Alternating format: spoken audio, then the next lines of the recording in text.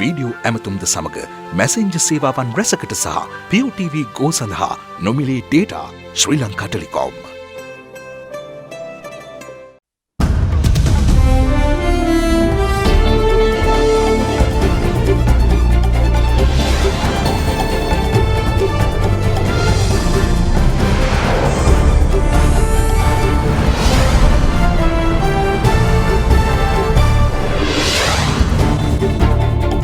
අද 2020 අප්‍රේල් 28 අඟහරුවාදා සිරස්තල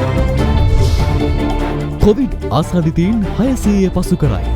සුවය ලැබූ ගණන 134ක් දක්වා ඉහළට. නාරාහෙන් පිට දාබරි මාවතත් හුදකලා කෙරේ. ටොරින්ටන් 60 වත්තිනුත් ආසාදිතෙක් හමු වෙයි.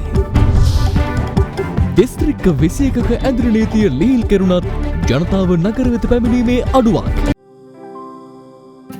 නව ලයිෆ්බොයි ඔලිව් විෂ වලින් 100%කින් වැඩි ආරක්ෂාවක්.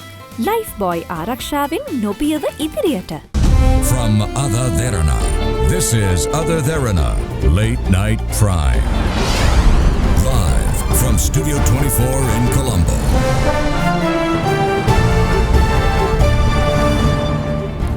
ආයුබෝවන්. ඔබ මේ කවන්නේ අද දරන රාත්‍රී 10 පුවත් ප්‍රකාශයත් සමගින්. මෙරටින් හඳුනාගෙනු කොවිඩ් ආසාදිතයින් ගණන මේ වන විට 611 දක්වා ඉහළ ගොස් තිබෙනවා. ඒ අතර අද තවත් 8 දෙනෙකු පූර්ණ සුවය ලබා රෝහල් වලින් පිටව යාමත් සමග පූර්ණ සුවය ලැබූ ගණන 134ක් දක්වා ඉහළ ගියා. ඊයේ දින තුල පමණක් ආසාදිතයින් හඳුනා ගැනීම සඳහා PCR පරීක්ෂණ 1553ක් සිදු කළ බව සෞඛ්‍ය සේවා අධ්‍යක්ෂ ජෙනරාල් විශේෂඥ වෛද්‍ය අනිල් ජාසිංහ මහතා පවසනවා. මෙරටදී ආසන්දනය වූ පළමු කොවිඩ් ආසාදිතය හඳුනාගත් මාර්තු 11 වනදා සිට ගෙවුණු පළමු සතිය තුළ ආසාදිතයින් 42 දෙනෙකු හඳුනා ගැනුණා. දෙවන සතියේදී ආසාදිතයන් 59ක්, තුන්වන සතියේදී 41ක්, සිව්වන සතියේදී 42ක් සහ පස්වන සතියේ 48 දෙනෙකු හඳුනා ගනු ලැබුවා. COVID-19 රෝගීන් ඉහළ යාමක් පෙන්නුම් කළ 6 වන සතියේදී හඳුනාගත් ආසාදිතයින් ගණන 77ක්. ගෙවී යන 7 වන සතියේ 6 වන දිනේ වූ ඊයේ දින අවසන් වන විට අලුතින් හඳුනාගත් ආසාදිතයින් ගණන 278ක් දක්වා ඉහළ ගොස් තිබීම විශේෂත්වයක්. මෙවන විට නුවරඑළිය, කිලිනොච්චි, මන්නාරම, මුලතිව් දිස්ත්‍රික්ක හැර සෙසු සෑම දිස්ත්‍රික්කයකින්ම ආසාදිතයින් හඳුනාගෙන තිබෙනවා. මෙලෙස පළමුවෙන්ම ඉතාලිය සිට මෙරට පැමිණි පිරිස් අතරින් ආසාදිතයින් වාර්තා වීම සිදු වූ අතර අරතුරුව ජර්මනිය, එක්සත් රාජධානිය, ඉන්දියාව ඇතුළු රටවල් කිහිපයකින් පැමිණි පිරිස් අතරින්ද කොවිඩ් ආසාදිතයින් හමු වුණා. ඉන්පසු ප්‍රදේශ කිහිපයකින්ම ආසාදිතයින් වාර්තා වූ අතර එලෙස හඳුනා ගැනුණු සෑම ප්‍රදේශයක්ම හුදකලා කොට වෛරසය පැතිර යාම පාලනයට ආරක්ෂකාංශ සහ සෞඛ්‍යාංශ පියවර ගත්තා. ජායල සුදුවැල්ල ප්‍රදේශයේ ආසාදිතයින් හඳුනා ගැනීමේ කටයුතු සඳහා සේවයේ නිරත වූ නාවික හමුදා බටයන් පිරිසකට කොවිඩ් වෛරසය ආසාදනය වූයේ මෙවන් පසුබිමකයි. එලෙස COVID-19 වැළඳුණු බවට වැලිසිර නාවික හමුදා කඳවුරෙන් සොයාගත් සෙබළුන් ගණන 108ක්. එම පළමු ආසාදිත සෙබළ හඳුනා ගැනුණු ඉකුත් අප්‍රේල් 22 වනදා සිට අද දහවල් 12:30 දක්වා කාලය තුළ අලුතින් හඳුනාගත් කොවිඩ් ආසාදිතයින් ගණන 277ක් වන අතර ඉන් නාවික හමුදා සමාජිකයන් සහ ආශ්‍රිතයන් ගණන 208ක් වනවා. මෙම කාලවකවානුව තුළ ඉන් බැහැරව නිරෝධායන කඳවුරු සහ ශ්වේත්‍ර පරීක්ෂණවලදී හඳුනාගත් ආසාදිතයින් ගණන 69ක්. ඊයේ හඳුනාගත් රෝගීන් 65න් 36 දෙනෙකුම වැලිසිර නාවික කඳවුරින් හඳුනාගත් නාවික හමුදා සමාජිකයින්. අපි මේ පොකුරු වශයෙන් හඳුන්වන ක්ලස්ටර්ස් විශාල සංඛ්‍යාවක් අපි මහන්සි වෙලා නිවා දමා තිබෙනවා. මේ අවස්ථාවේ කලින් අවස්ථාවට වඩා තරම් අමාරු වෙන්න පුළුවන්. නමුත් අපි කටයුතු කරනු ලබන්නේ විනයක් ඇති ඒ වගේම මධ්‍යගත ලෙස පාලනය වන මේ නාවික හමුදා කණ්ඩායම සමග. ඒ නිසා අපි බලාපොරොත්තු වෙනවා ඉතා ඉක්මනින් මෙම ඇතිවන රෝගීනුත් අවසන් කිරීම සඳහා. නාවික හමුදා සිද්ධිය අනපේක්ෂිත සිද්ධියක්. අවසාන වශයෙන් අපිට ලැබුණු විශාලතම පොකුරු දෙක තමයි සුදුවැල්ල සහ බණ්ඩාරනායකපුර. මේ වන විට ඒ ප්‍රදේශ දෙකත් පාලනය 90ක් අතට අරන් තියෙනවා. ඒ වශයෙන්ම අපගේ අරමුණ රෝගීන් සංඛ්‍යාව බිඳුව කිරීම නොවේ. එය කළ හැක්කක් නොවේ. නමුත් රෝගීන් සංඛ්‍යාව පාලනය කර හැකි අඩු මට්ටමට ගෙනාවම අපිට සාමාන්‍ය පරිදි යහපත් සෞඛ්‍ය පුරුදු සමග මේ රෝගය අපිට විශාල ගැටලුවක් නොවන තත්වයක පවත්වා ගැනීම. නමුත් මේ රෝගය යම් ප්‍රමාණයකට තියෙයි කියන එක අපිට අනුමාන කරන්න පුළුවන්. වැලසිර නාවික හමුදා කඳවුරේ සේවය කර පසුව නිවාඩු ලබා පදවිය ශ්‍රීපුර ප්‍රදේශයේ පිහිටි සී නිවස වෙත පැමිණි තවත් නාවික භටයෙකුටද රෝග ලක්ෂණ පහළ වීම නිසා ඔහුව PCR පරීක්ෂණයට ලක් කර තිබෙනවා. එහි වාර්තාවට අනුව ඔහු COVID-19 ආසාදිතයෙක් බව තහවුරු වීම නිසා රෝහල්ගත කෙරෙනු අතර එම සෙබලා ළඟින් ඇසුරු කරන නිවාස 5ක පුද්ගලයන් ඔවුන්ගේ නිවෙස් තුළදීම ස්වයං නිරෝධායනයටත් පියවර ගැනුණා. එමෙන්ම එපාවල ප්‍රදේශයෙන් පසුගියදා හමු වූ නාවික සෙබලා කොවිඩ් ආසාදිතයෙක් බවට තහවුරු වීමෙන් පසුව ඔහු ගමන් කර තිබූ එපාවල නගරය තුල සේවා කටයුතු අද සිට දින දෙකක කාලයක් අත්හිටුවා තැබීමට ප්‍රදේශීය රාජ්‍ය ආයතන සහ වෙළඳ සංගමය තීරණය කර තිබෙනවා. මීට අමතරව වැලිසර නාවික හමුදා කඳවුරේ සේවයේ නිරතව සිට පසුව නාවලපිටියේ පිහිටි සිය නිවෙස් වෙත ගිය නාවික සෙබළුන් දෙදෙනා කොවිඩ් ආසාදිතයින් බවට තහවුරු කර ගැනීමෙන් පසු ඔවුන් පදිංචිව සිටි දෙකිනලුත්ගම සහ ගොන්දෙන්නාව යන ගම්මානවල පදිංචි පවුල් 8කට අයත් 34 දෙනෙකු නිරෝධායන මධ්‍යස්ථාන වෙත අද රැගෙන යනු ලැබුවා. මේ අතර වැලිසිර නාවික හමුදා කඳවුරේ සේවය කර පසුව නිවාඩුවට තංගල්ල නෙඩොල්පිටිය ප්‍රදේශයේ පිහිටි සිය නිවස වෙත පැමිණි නාවික සෙබලාටද කොවිඩ් වැළඳී ඇතැයි ඊයේ පස්වරුවේ තහවුරු වීමෙන් පසුව ඔහු IDH රෝහලට ඇතුළත් කරනු ලැබුවා. මේ අතර රාජකාරිය අවසන් කර නිවාඩු පැමිණි සිටි සූරියවැව ප්‍රදේශයේ පදිංචි නාවික හමුදා සෙබලකු කොවිඩ් ආසාදිතයෙක් බවට තහවුරු වීම නිසා අද උදෑසන සිට සූරියවැව වීරියගම සහ රන්මුදුවැව ග්‍රාම සේවා වසම් දෙක හුදකලා කිරීමට සෞඛ්‍යාංශ පියවර ගත්තා. මේ හේතුවෙන් අද ඇඳිරි නීති රිහිල් කර තිබුණත් සූරියවැව නගරයේ ඇති සියලු වෙළඳසැල් අද වසා දමා තිබුණා. අනුරාධපුර සාලීවැව තෙප්පන්කුළුම ගම්මානයේ පදිංචිව සිටි පුද්ගලයෙකුට කොවිඩ් ආසාදනය වී ඇති බවට ඊයේ තහවුරු කර ගැනීමෙන් පසුව තෙප්පන්කුළුම ගම්මානයේ සහ ඔහු සංචාරය කර තිබූ පානියන් කඩවල ගම්මානයේද අද උදෑසන සිට හුදකලා කරනු ලැබුවා. මෙම ගම්මානයේ කිසිවෙකු කිසිම හේතුවකට බැහැර නොයා යුතු අතර එසේ සැරිසැරීම දඬුවම් ලැබිය හැකි වරදකි. කොළඹ නාරාහීන් පිට දාබරි මාවත හුදකලා කිරීමටද පියවර ගැනුණා. එහි පදිංචි කොවිඩ් ආසාදිත පුද්ගලයෙකුගේ මවට සහ ඊට යාබද නිවසේ සිටි සිව්වේ ඇති කුඩා දරුවෙකුට වෛරසය වැළඳී ඇතැයි PCR පරීක්ෂණ මගින් තහවුරු වීමෙන් පසුවයි. අදාළ ආසාදිතයා ඉකුත් මාර්තු 15 වනදා මාර්දිවයිනේ සිට පැමිණි පුද්ගලයෙකු වන අතර ඔහු ස්වයං නිරෝධායනයට ලක්ව තිබෙනවා. ඉන්පසු ඔහු වෙනත් අසනීප තත්ත්වයක් හේතුවෙන් ශල්‍ය කර්මයක් සිදු කිරීමට කොළඹ පෞද්ගලික රෝහලකට ඇතුළු වූ අවස්ථාවේදී පසුගිය අප්‍රේල් 25 වනදා සිදු කළ PCR පරීක්ෂාවේදී කොවිඩ් ආසාදිතයෙකු බව තහවුරු වී ඇතැයි පරිපාලන මහජන සෞඛ්‍ය පරීක්ෂක දේහාන් විතානගේ මහතා සඳහන් කළා. මෙලෙස ඔහු කොවිඩ් ආසාදිතයෙකු බව තහවුරු වී ඇත්තේ දින 14ක ස්වයං නිරෝධායන කාලය නිමා කර දින 27කට පමණ පසුවයි. ඒ අනුව ඔහු මේ වන විට IDH රෝහලේ ප්‍රතිකාර ගනිමින් සිටිනවා. එම ආසාදිතයාට ශල්‍ය කර්මය සිදු කළ වෛද්‍යවරුන් හෙදියන් ඇතුළු රෝහල් කාර්ය මණ්ඩලය නිරෝධායනයට ලක් කර ඇති අතර අදාළ ශල්‍යාගාරයද වසා දමා තිබෙනවා.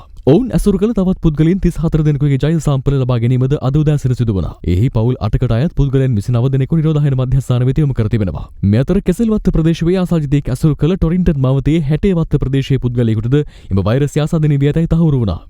ඒ අනුව ප්‍රදේශයේ පදිංචි පවුල් 12කට අයත් 31 දෙනෙකු නිරෝධායන මධ්‍යස්ථාන වෙත යොමු කරනු අතර අදාළ ආසාදිතය ඇතුළු කළ පුද්ගලයන් 37 දෙනෙකු අද PCR පරීක්ෂණයට ලක් කෙරුණා.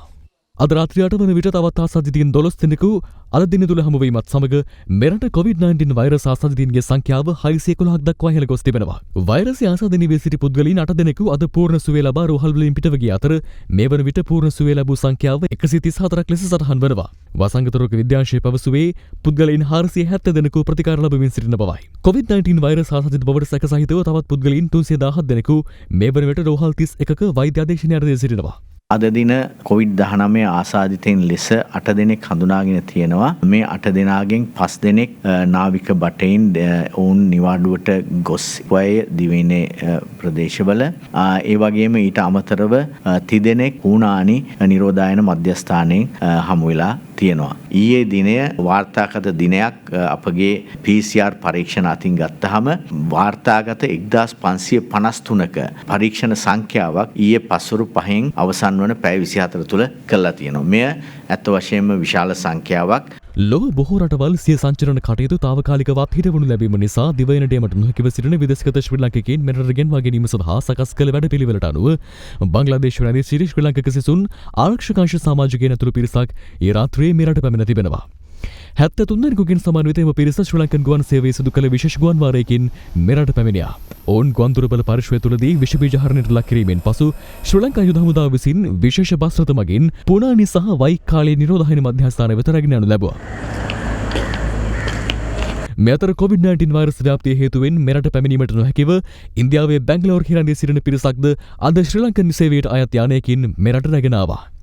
මේ අතරට බැංගලෝර් හිසරවේ සිටින ශ්‍රී ලාංකිකයින් 124 දෙනෙකු අයත්. මේ අතර COVID-19 වසංගත තත්ත්වයේ මත ගර්භණී කාන්තාවන් අනුගමනය කළ යුතු උපදෙස් පිළිබඳ සෞඛ්‍ය සේවා අධ්‍යක්ෂ ජනරාල් විශේෂඥ වෛද්‍ය අනිල් ජාසිංහ මහතා අද මාධ්‍ය නිවේදනයක් නිකුත් කර තිබෙනවා. ඒ අනුව උණ, ලේ ගැලීම, දරුණු හිස රදය, හුස්ම ගැනීමේ අපහසුතාව, පෙනීම දුර්වල වීම, වලිප්පුව, පපුවේ හෝ උදරයේ වේදනාව, දරුවා දැඟලීම අඩුවීම, ශරීරයේ ඉදිමීම හෝ වෙනත් අපහසුතාවක් ඇතනම් ගර්භණී කාන්තාවන් වහා රෝහල් ප්‍රතිකාර සඳහා යොමු විය යුතුයි.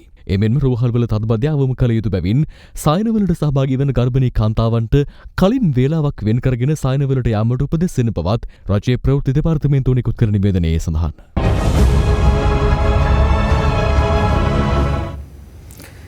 දිස්ත්‍රික්ක 21 කේන්දර නීතිය අද తాවකාලිකව ලිහිල් කෙරුණත් ප්‍රධාන නගර කිහිපයකම වෙළඳසැල් විවෘත නොකිරීමට වෙළඳ සංගම් පියවරගෙන තිබුණා. ඇන්දර නීතිය ලිහිල් කෙරෙන කාලය අත්‍යවශ්‍යම සේවා සපයා ගැනීමට හැර වෙනත් කටයුතු සඳහා යොදා නොගන්නා ලෙස පොලිසිය මහජනතාවට දැනුම් දෙනවා.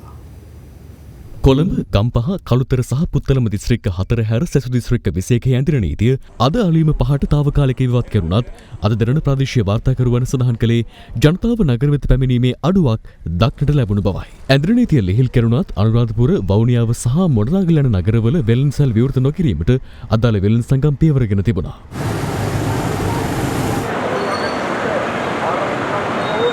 අපි තීරණය කරා අද දින සිට දින 3ක් අනුරාධපුර නගරයේ සියලුම සේවාස්ථාන සියලුම ව්‍යාපාරික ස්ථාන වසා දමන්නේ කියලා. ගාල්ල අත්මීමන ප්‍රදේශයේ රුපියල් 5000 දීමනව ලබා ගැනීම සඳහා ජනතාව දුරස්ථ භාවය පිළිබඳ සැලකිල්ලක් නොදක්වමින් එක්රැස්ව සිටි අතර ඔවුන්ට අවවාද කිරීමට මහජන සෞඛ්‍ය පරීක්ෂකවරුන්ට සිදු වුණා.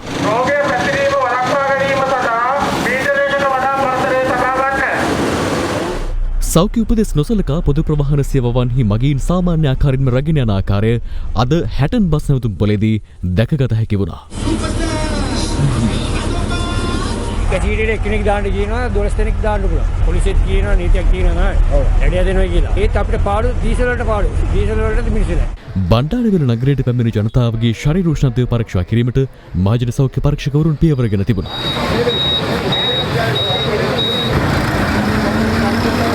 ඇන්දර නීතිය ලිහිල් කරන අවස්ථාවන්හිදී ආහාර සහ ඖෂධ ලබා ගැනීම සඳහා නිවසින් බැහැරව යාමට ජාතික හැඳුනුම්පතෙහි අවසාන අංකය අනුව අවස්ථාව ලබා දී තිබුණත් ඇතැම් පිරිස් ඒ පිළිබඳව තැකීමක් සිදු කර තිබුණේ නැහැ.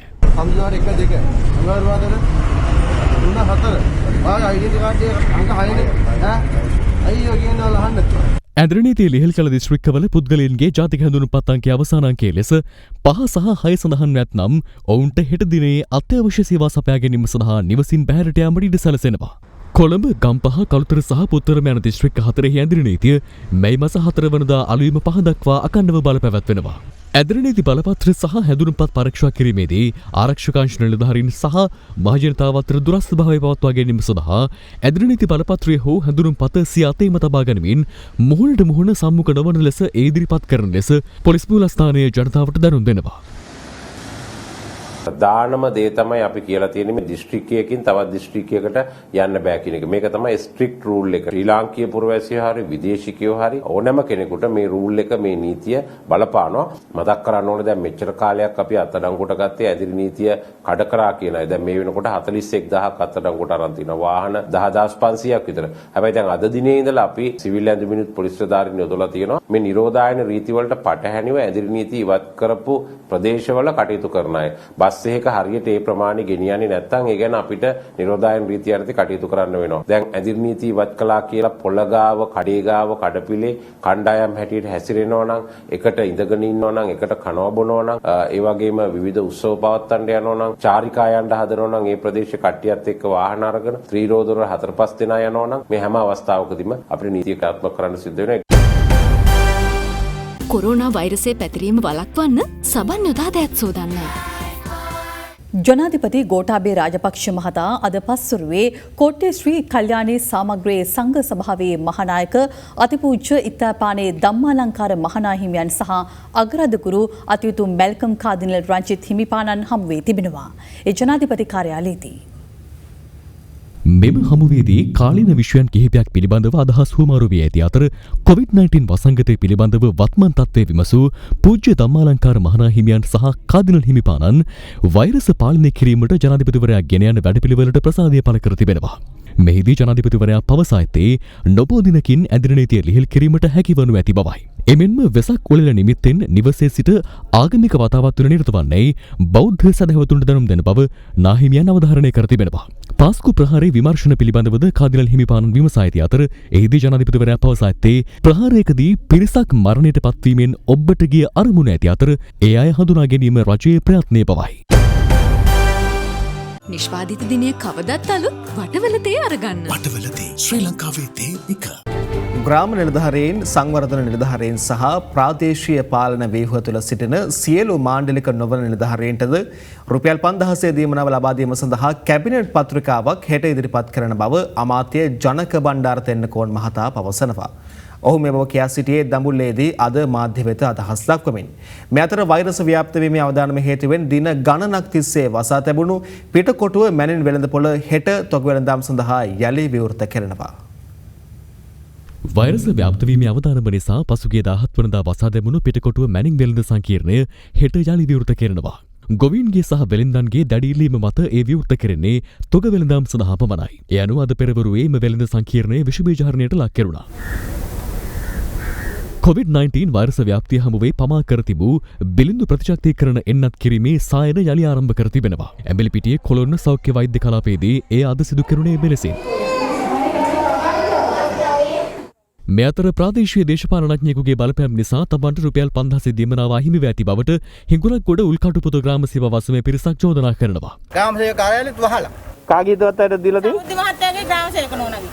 ගෙවීම ප්‍රතික්ෂේප කළා තියෙනවා මේ മന്ത്രിවරයෙක් විසින් කරන බලපෑම් නිසා තර්ජනය කිරීම නිසා උත්සාහ කරන කොහොම හරි මේ മന്ത്രിතුමත් ගෙන්නගෙන මේ ගැටලුව निराකරණය කරගන්න. රුපියල් 5000 දීමන ආයුධ පත්‍රයේ මුදලට අලෙවි කළ බවට කඳාන ආඩියාකන්ද ප්‍රදේශයෙන් ඊයේ වාර්තා වූ සිද්ධිය පිළිබඳව විමර්ශනයක් ආරම්භ කළ බව සමෘද්ධි සංවර්ධන දෙපාර්තමේන්තුව පවසනවා.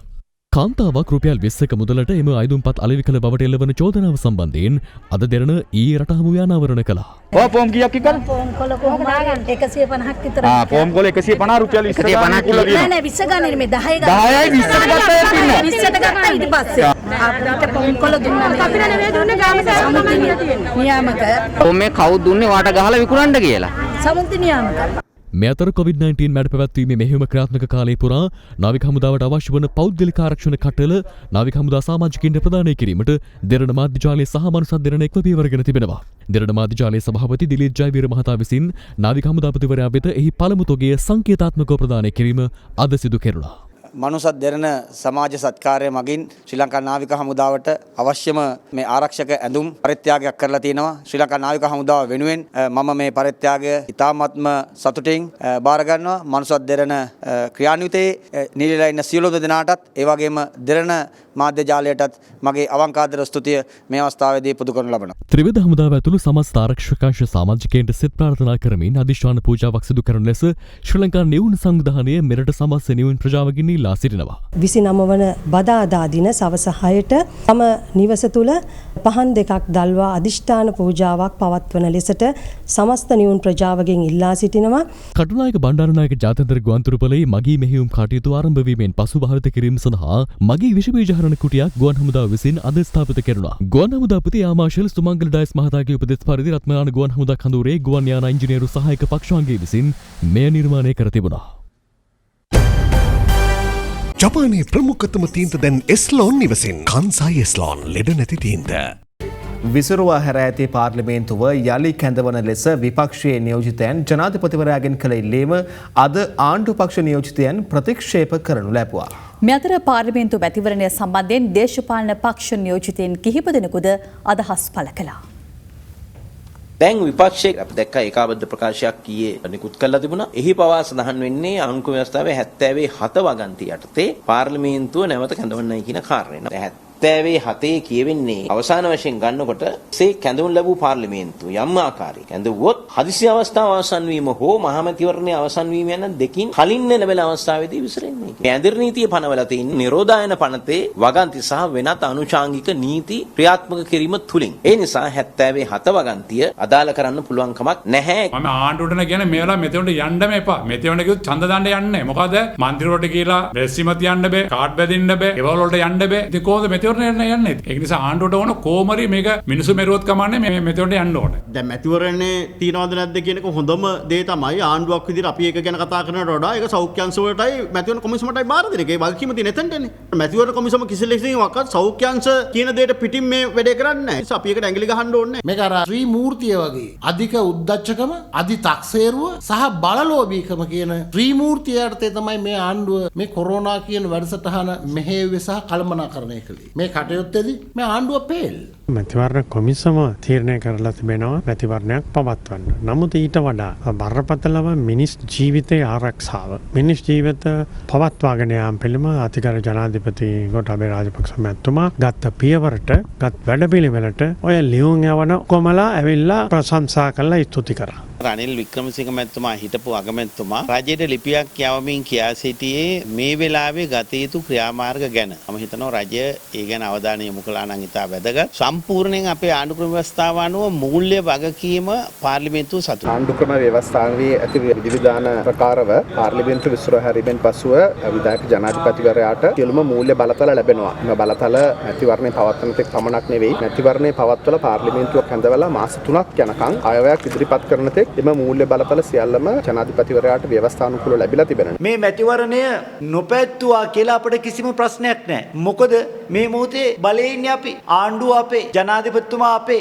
අගමැතිතුමා අපේ, ඇමති මණ්ඩලය අපේ. ඒ වගේම මැතිවරණය පැවැත්වුවොත් අනිවාර්යෙන් දිනන්නෙත් අපි. එහෙමනම් මැතිවරණය මේ කඩිමුඩියේ වසංගතය මැද පවත්වන්න අපි හදිසි වීමට අපිට තියෙන උවමනාව මොකක්ද කියලා අපි විපක්ෂයෙන් ප්‍රශ්න කරනවා.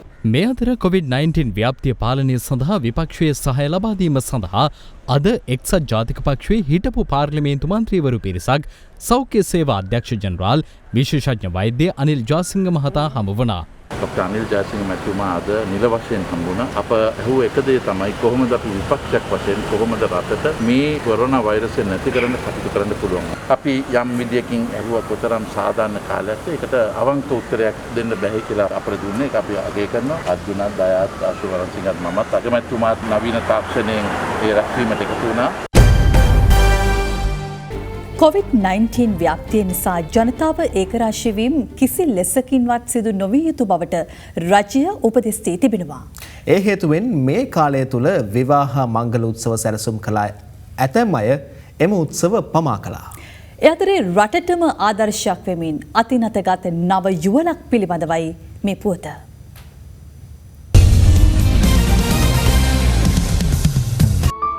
මේ මාතර මාලිම්බඩ දර්ශන කුමාර සහ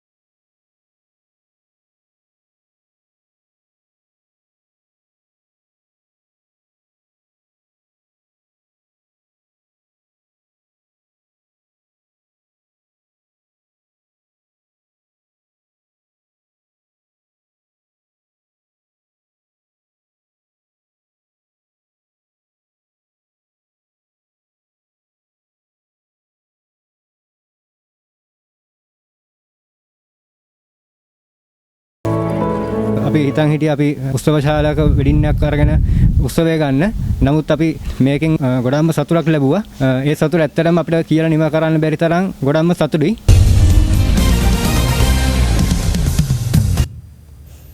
COVID-19 ව්‍යාප්තිය නිසා අපහසුතාවටපත් අපේම ජනතාව වෙනුවෙන් මනුසත් දෙරණ ජාතික ක්‍රියාන්විතය අදත් ක්‍රියාත්මක කෙරුණා.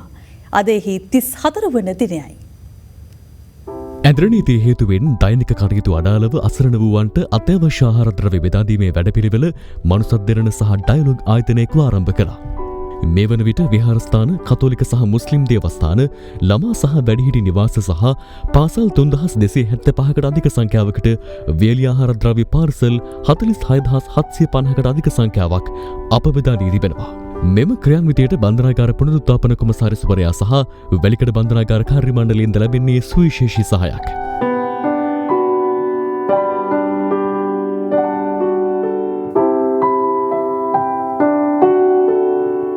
මනුසත් දෙරණත් හා ඩයලොග් ආයතනයත් ඒකාබද්ධව සිදු කරන මේ සත්කාර්ය සිදු කරගෙන යාමට අවශ්‍ය කරන ආශිර්වාදය මේ සඳහා යොමු වේවා කියලා ඊට සිතින් ප්‍රාර්ථනා කරනවා.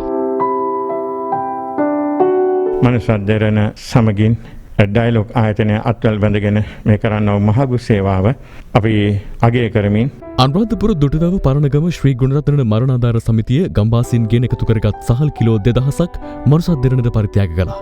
අපි දැඩි විශ්වාසයක් දෙරණ ගැන තිබෙන නිසා අපේ ගම්වාසීන් දෙනා මේ විරසාල් එකතු කරලා අද මනුසත් දෙරණට බාර දෙනවා අපේම දුක් විඳින ජනතාවට පිහිටවීම සඳහා. දෙරණ කරන මේ මෙහෙයට අපිත් යම් උදව්වක් අපි ලබා දෙමු කියලා විශ්වාසයෙන් දෙරණට කතා කරලා අපේ කරගෙන තමයි අපි මේ වැඩ සටහන කරන්න පටන් ගත්තේ. මනුසත් දෙරණ මෙම විශේෂ සහන ක්‍රියාන්විතය ඩයලොග් සමග එක්ව ඉදිරියටත් සිදු කරනවා. COVID-19 ආසාදිතයන් ප්‍රතිකාර ලබන රෝහල සඳහා අවශ්‍ය වෛද්‍ය උපකරණ ලබා දීමේ ව්‍යාපෘතියක් මනුසත් දෙරණ ආරම්භ කළේ මෙරට ප්‍රමුඛ මූල්‍ය ආයතනයක් වන LOLC සමූහ ව්‍යාපාරයේ පූර්ණ දායකත්වය ඇතිවයි. ඔවුන් සමග එක්ව රුපියල් ලක්ෂ 4ක වටිනාකමකින් යුත් ශ්වසන උපකාර යන්ත්‍රයක් රාගමුතුරු කොළඹ ශික්ෂණ රෝහල වෙත මනුසත් දෙරණින් පිරිනැමුණා. LOLC ආයතනය මනුෂ්‍යත් දෙරණත් සමග එක් වී රෝහල් වලට මේවන් උපකරණ ලබා දීමේ තවත් එක් අවස්ථාවක් තමයි මේ දකින්නේ. LOLC සමග එක්ව මනුසත් දෙරණ දිවයිනේ වැඩි අවධානයකට ලක් වූ රෝහල් වල පහසුකම් සපුරාලීමට ඉදිරියේදීත් කටයුතු කරනු ඇති. මනුසත් දෙරණ සියල්ලට ප්‍රථම මිනිස්කම. එත් සමගින් රාත්‍රියේ 10 ප්‍රධාන ප්‍රතිප්‍රකාශ නිමාවට පත්වෙනවා. සුබ රාත්‍රියක්.